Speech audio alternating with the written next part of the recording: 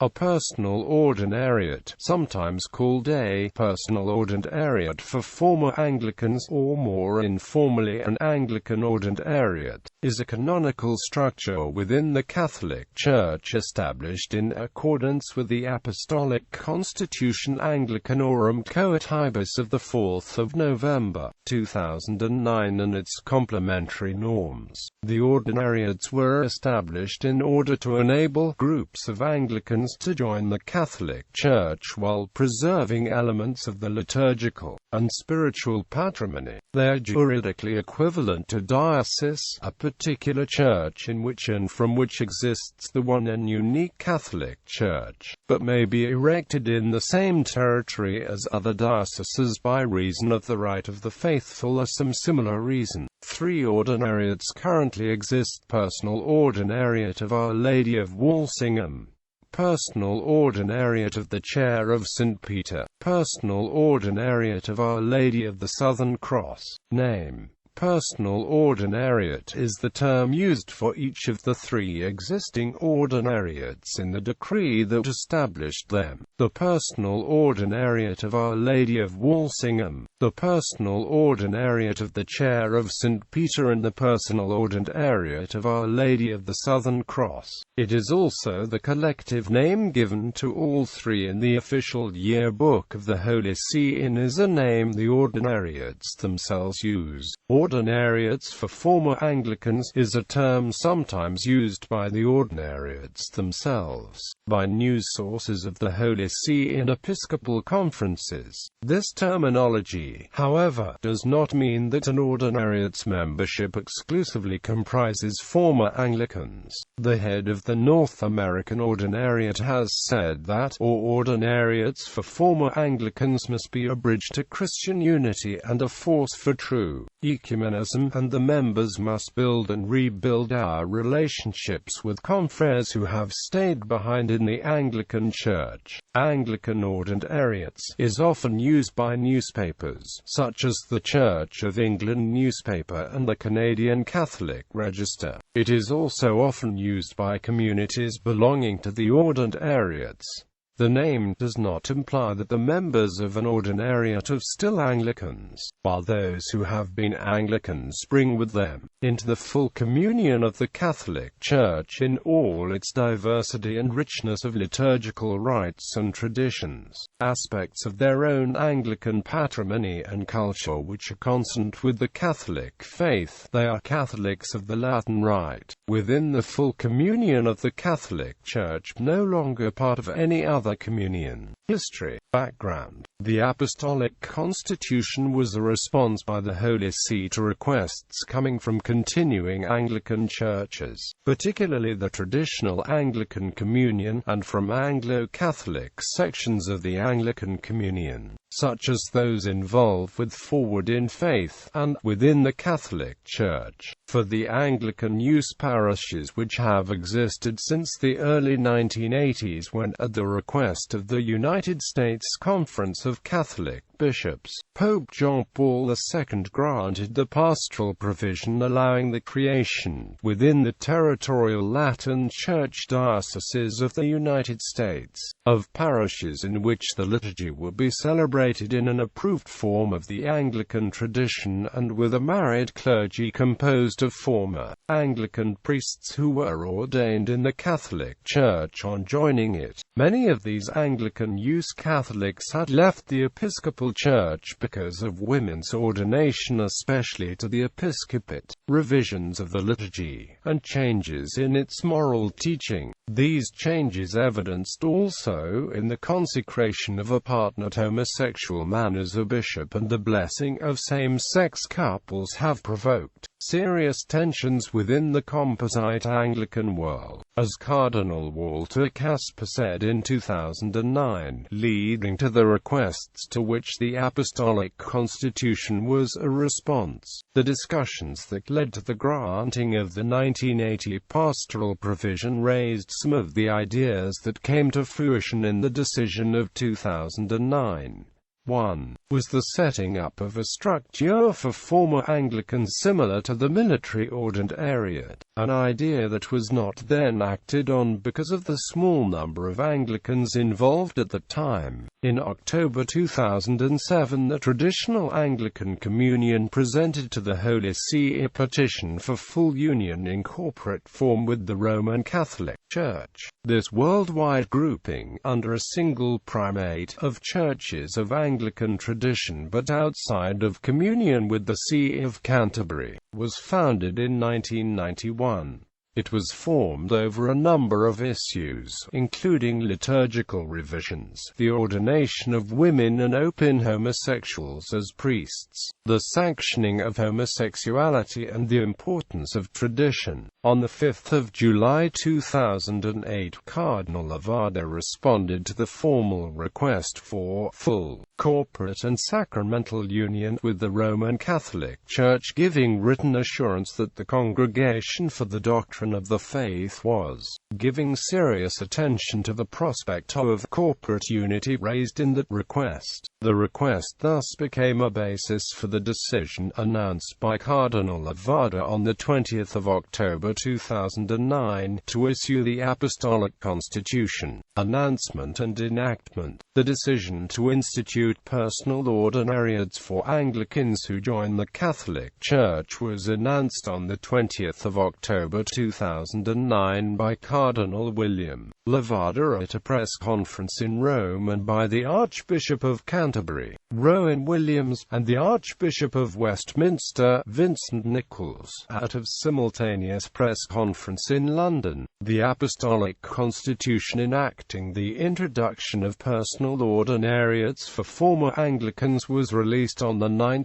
November 2009, together with supplementary norms for the ordinariates, allowing former Anglicans to enter full communion with the Catholic Church while preserving elements of the distinctive Anglican spiritual and liturgical patrimony. Provision was made for ordination as Catholic priests of married former Anglican clergy, but for historical and ecumenical reasons married men could not be ordained as bishops. The ordinary, who will usually be appointed from among former Anglican clergy, can therefore be either a priest or a bishop. Seminarians in the ordinariate were to be prepared alongside other Catholic seminarians, though the ordinariate might establish a house of formation to address the particular needs of formation in the Anglican patrimony. In December 2009, Cardinal Levada responded to each of the bishops of the traditional Anglican Communion who signed the October 2007 petition for corporate union with the Catholic Church, stating that the Congregation for the Doctrine of the Faith had completed its long and detailed study with the aim of making available a suitable and viable model of organic unity for the group and other such groups. The traditional Anglican Communion then undertook discussions with those other groups and with representatives of the Catholic Episcopal conferences, and planned to give a formal response after a meeting of the bishops in Eastertide 2010.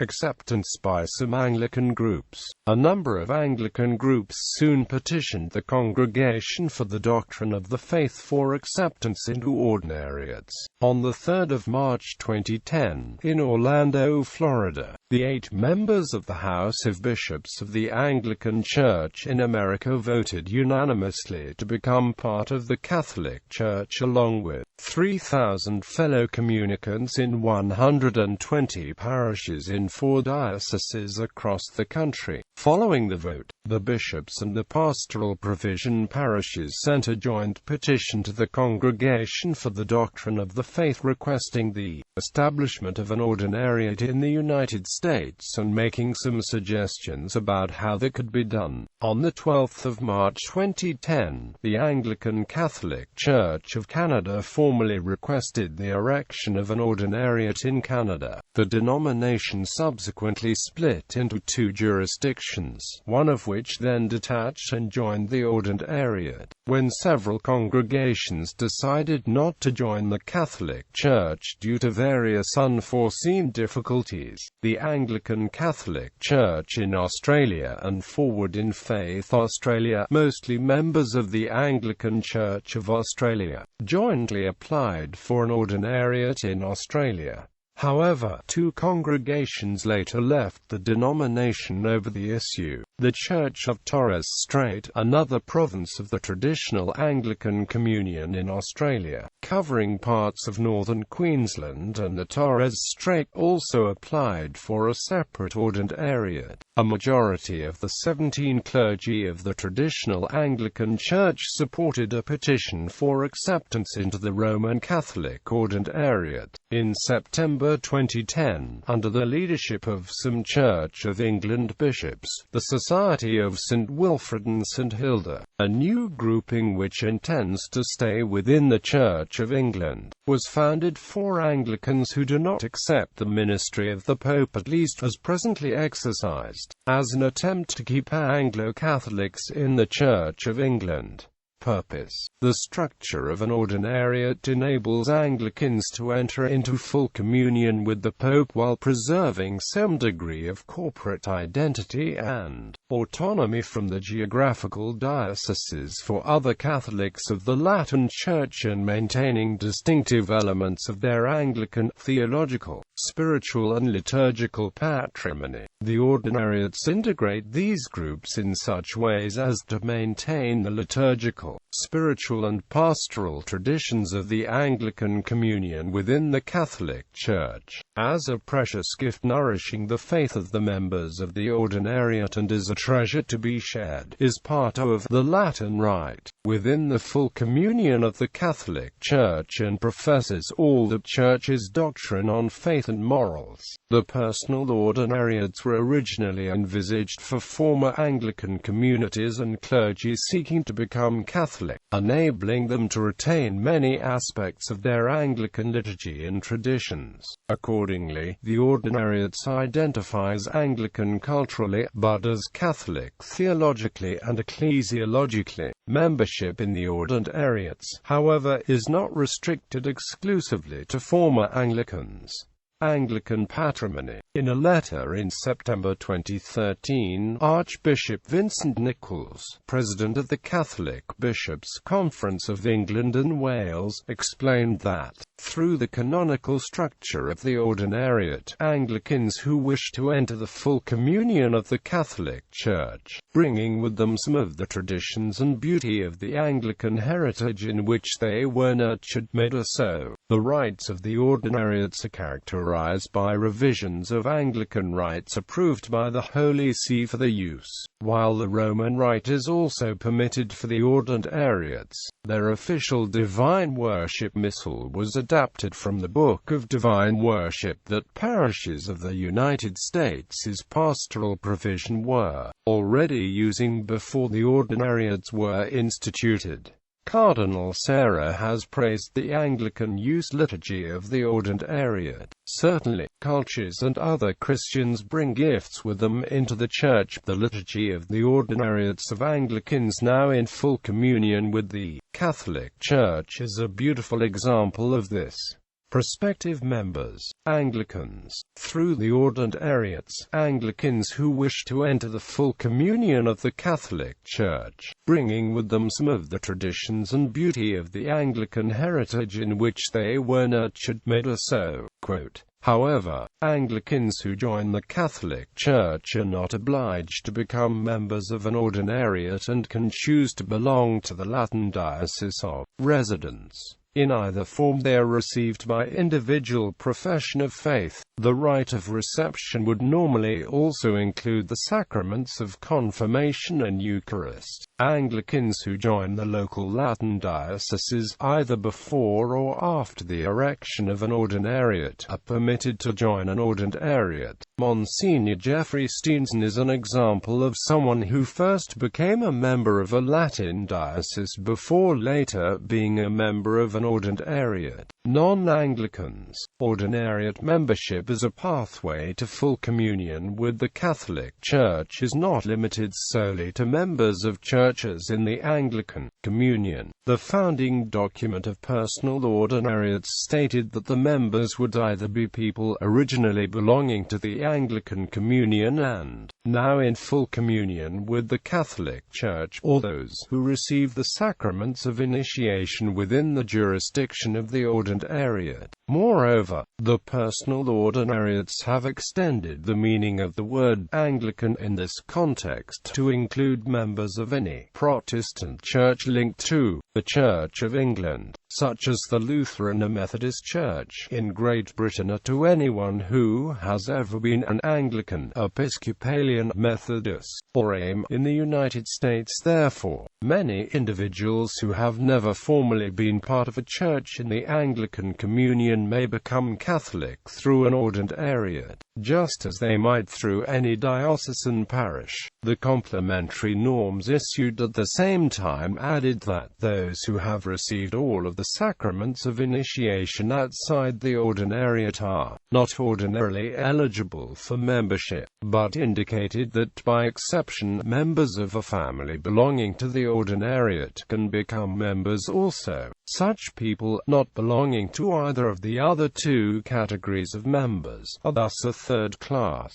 The same three categories of members are listed in the decree of erection of the personal ordinariate of the Chair of St. Peter. It includes those faithful of every category and state of life, who, originally having belonged to the Anglican communion, are now in full communion with the Catholic Church, or who have received the sacraments of initiation within the jurisdiction of the ordinariate itself, or who are received into it because they are part of a family belonging to the ordinariate. A 2013 modification of the norms governing personal ordinariates made it clear that membership of an ordinariate is open to those who are Catholics by baptism but have not received both of the other two sacraments of initiation. If evangelizing by an ordinariate brings them back to the faith and practice of the Catholic Church, although they lack an Anglican background, they acquire membership of an ordinariate by receiving within it some of the sacraments of initiation. Other Catholics cannot, for purely subjective motives or personal preference, be enrolled in an ordinariate. However, all Catholics may regularly attend and receive communion at ordinariate services, as they can in any Latin or Eastern Catholic parish. If membership by reception of the sacraments of initiation within an ordinariate is open not only to the Catholics mentioned in the 2013 amendment, but to others also who have no Anglican background, something on which no express statement has been issued, anyone who has not yet received all three sacraments of initiation may join. This includes non-Christians, those who, in the view of the Catholic Church, do not have valid baptism, and those who, again in the view of the Catholic Church, have valid baptism but not valid confirmation or Eucharist. Protestants in general are seen as lacking valid confirmation, but the Eastern churches and some Western ones, such as some Old Catholic churches and the Polish National Catholic Church, are recognized as having valid sacraments. Latin Rite priests can receive Orthodox Christians, who then belong not to the Latin Church but to the respective Eastern Catholic particular church, to be ascribed to the Latin Church, or to an Eastern Catholic Church suis other than the one of the same rite as the non-Catholic Eastern Church from which the Christian arrives. Permission of the apostolic see may be necessary, although it may also occur with the permission of the respective Eastern and Latin ordinaries who have jurisdiction. Priests of a personal ordinariate are not excluded from this authority. Anyone who is not already a Catholic can be received into the Catholic Church through the ordinariate.